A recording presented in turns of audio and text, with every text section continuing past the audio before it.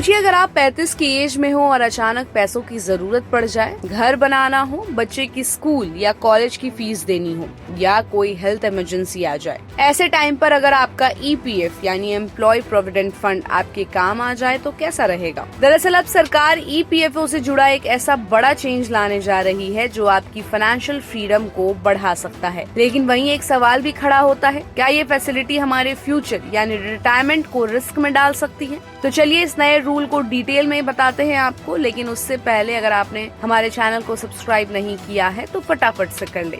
अभी तक EPF का पूरा पैसा आप तभी निकाल सकते थे जब आपकी जॉब छूटे और आप कम से कम 2 महीने से बेरोजगार हो या आपकी एज 58 साल हो जाए। लेकिन अब जो प्रपोजल आया है उसके मुताबिक अगर आपने लगातार 10 साल नौकरी की तो आप हर 10 साल में एक बार PF से 60 से 100% तक पैसा निकाल सकते हैं। सोचिए आपने 30 की एज में काम शुरू किया तो 40 पर पहला विड्रॉल, 50 पर दूसरा और 60 पर रिटायरमेंट से पहले तीसरा, यानी लाइफ के हर बड़े स्टेप पर पैसा आपके पास रेडी रहेगा। घर लेना हो, बच्चों की पढ़ाई हो या कोई इमरजेंसी। अब इसके बेनिफिट्स भी हैं और रिस्क भी। बेनिफिट ये है कि आपको बार बार पर्सनल लोन लेने की जरूरत नहीं पड़ेगी और आपका ही सेव किया हुआ पैसा यूज हो जाएगा। लेकिन रिस्क ये है कि अगर आप बार बार PF से पैसा निकालते रहेंगे तो रिटायरमेंट तक आपके पास बहुत कम सेविंग्स बचेगी। PF की सबसे बड़ी ताकत होती है उसका लॉन्ग टर्म इन्वेस्टमेंट और उस पर मिलने वाला कंपाउंडिंग इंटरेस्ट। जितना ज्यादा टाइम आपका पैसा EPFO में रहेगा उतना ज्यादा रिटर्न मिलेगा।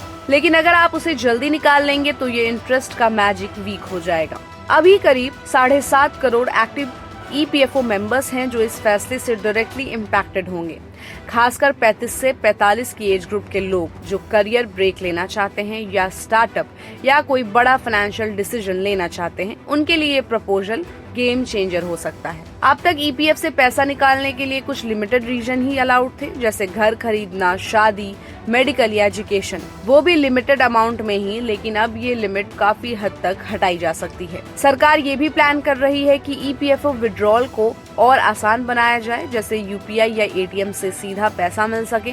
उमंग ऐप और EPFO पोर्टल के थ्रू आप विड्रॉ कर पाएंगे, लेकिन ध्यान रखिए टैक्स और TDS का रोल यहाँ बहुत इम्पोर्टेंट है। अगर आपकी जॉब 5 साल से कम की है और आपने पैन या 15G या 15H फॉर्म नहीं दिया तो TDS 10% से लेकर 34% तक भी कट सकता है। यानी आपको डॉक्यूमेंट्स और टैक्स क्लियरेंस प्रॉपर्ली मेंटेन करना होगा। एक्सपर्ट्स इस प्रपोजल को मिक्स्ड रिएक्शन दे रहे हैं। कुछ कह रहे हैं कि इससे लोगों को फाइनेंशियल लिक्विडिटी मिलेगी और वो जरूरत के टाइम पर अपने ही पैसों का यूज कर पाएंगे। लेकिन कुछ का मानना है कि इससे लोग अपनी रिटायरमेंट प्लानिंग को हल्के में लेने लगेंगे। अगर आप भी इस फैसिलिटी का यूज करना चाहते हैं तो पहले अपना फाइनेंशियल प्लान प्रॉपर्ली बनाएं। देखिए कि क्या सच में ये पैसा भी निकालना जरूरी है या आप इसे और कुछ साल होल्ड कर सकते हैं। साथ में PPF, NPS या म्यूचुअल फंड्स में इन्वेस्ट करना भी स्टार्ट करें ताकि आपके पास रिटायरमेंट तक अच्छा रिजर्व बना रहे। तो टोटल मिला के देखा जाए तो ये प्रपोजल एक डबल एज स्वॉर्ड की तरह है।